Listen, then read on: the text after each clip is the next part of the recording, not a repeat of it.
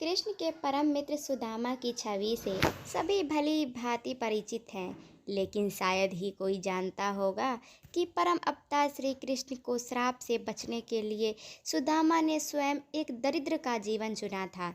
यही कारण है कि सुदामा परम मित्र और भगवान के भक्त होते हुए भी इतने दरिद्र थे। एक कथा के अनुसार अत्यंत गरीब ब्राह्मणी थी। वह पूरी तरह भिक्षा मांगकर रहती थी, लेकिन दुर्भाग्य से एक समय ऐसा भी आया जब उसे 5 दिनों तक भिक्षा नहीं मिली। पांचों दिन वह भगवान को याद करके सोती थी। छठे दिन उसे केवल 2 मुट्ठी चना मिला।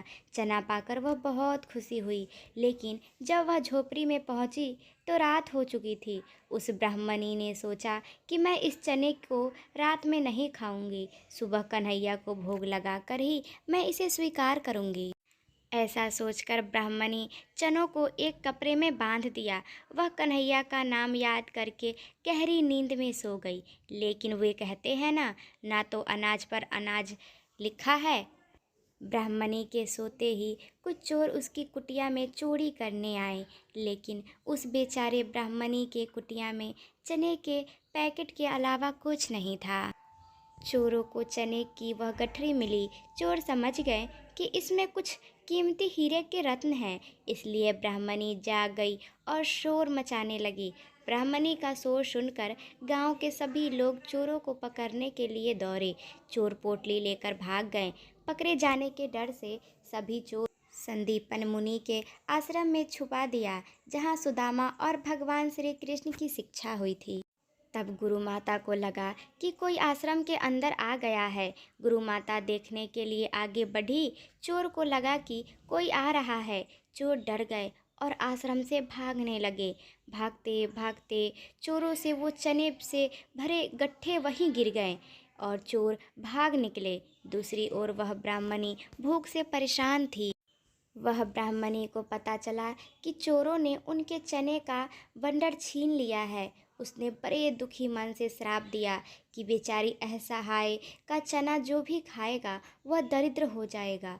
वही जब सुबह गुरु माता आश्रम में झाड़ू लगाना शुरू किया, तब साफ सफाई करते समय गुरु माता को वही चने का पैकेट मिला।